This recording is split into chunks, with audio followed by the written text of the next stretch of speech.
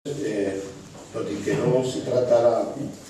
d'amortitzar les places, que ja se va fer en el seu moment, però jo crec que per coherència hem de recordar quin va ser el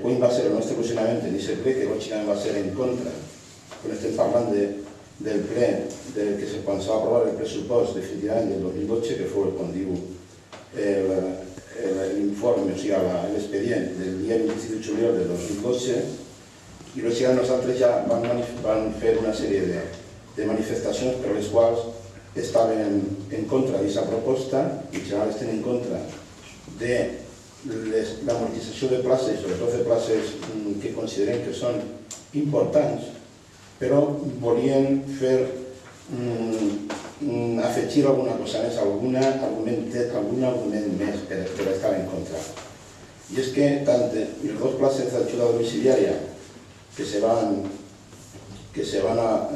acordar l'any passat amortitzar juntament amb el tema del gestor socio-juvenil, del tema de la plaça del gestor socio-juvenil no s'ha fet res,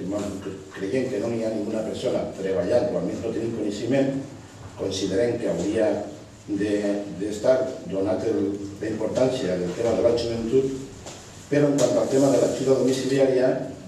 se van amortitzar les dues places precisament perquè no se va fer, això és l'argument que es dona principal per part del govern municipal. En aquest ple no s'havia fet el procés de cobrir aquesta plaça de manera formal i per tant el govern va treure la llei de pressupost on parla de la quota o la tal destació del tema de reposició, la tassa de reposició, no deixa la paraula, perdó, i aleshores les places que no estaven ocupades havien d'eliminar-se. Nosaltres ja en aquest ple i en el ple després, quan hem parlat sobre el particular, ja hem posat de manifest,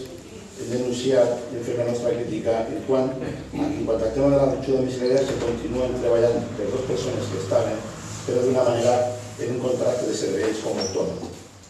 Per tant, s'estan fent un treball, el mateix treball que les persones que són funcionàries o funcionaris laborals, però per unes retribucions inferiors. Ara ens trobem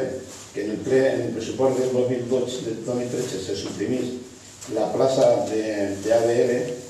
i imagina que no estaven en la relació de llocs de treball, perquè si no s'haguera justament, imagino, així a l'ESO, però sí que és cert que en la plantilla, quan van aprovar el pressupost i van discutir el pressupost del 2012, sí que figurava aquests llocs de treball com figurava la resta de funcionaris. I per tant nosaltres a més consideràvem, creiem,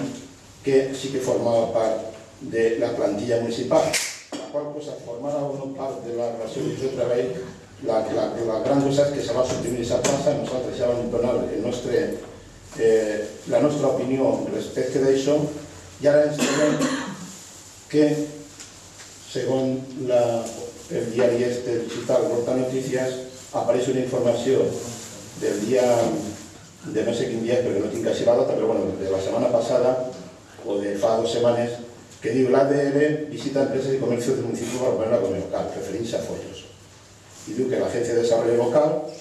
con la ayuda del Consejo de Pastel-Nord y la Mancomunidad del Carriset, están haciendo un trabajo continuo de visitar empresas, comercios y municipios para potenciar la economía local. Además, gracias al convenio firmado entre la Universidad de Valencia y el Ayuntamiento de Follos, la agencia cuenta con un becario estudiante de la doble titulación de ADE y Derecho y otra becaria del ciclo superior de la Administración y Finanzas que apoyan la labor diaria del desarrollo de proyectos para fomentar la economía local. Después continúa hablando del horario. Per tant, nosaltres considerem que ja van denunciar quan van aprovar el pressupost, on van discutir el pressupost de l'any 2013, que el que se fa per part del govern municipal és precaritzar el treball. És a dir, d'una banda, s'utilitzen autònoms per a fer el mateix treball que estan fent 2 funcionaris i en altres condicions distintes, i el tema de la gent del desenvolupament local resulta que s'utilitzen becaris, que és una fórmula correcta, però creiem que els becaris haurien d'utilitzar-se com a recolzament. Per exemple, això que diu que formen part, però la tasca principal hauria d'estar desenvolupada per una persona en una plaça de l'Ajuntament. Per tant, lògicament volem que quede constància d'això que nosaltres no podem estar d'acord en aquesta forma de procedir del Partit Popular en quant a la precarització dels llocs de treball i del treball de l'administració. Res més. Per descomptat, nosaltres hem votat en contra d'això per ser coherents.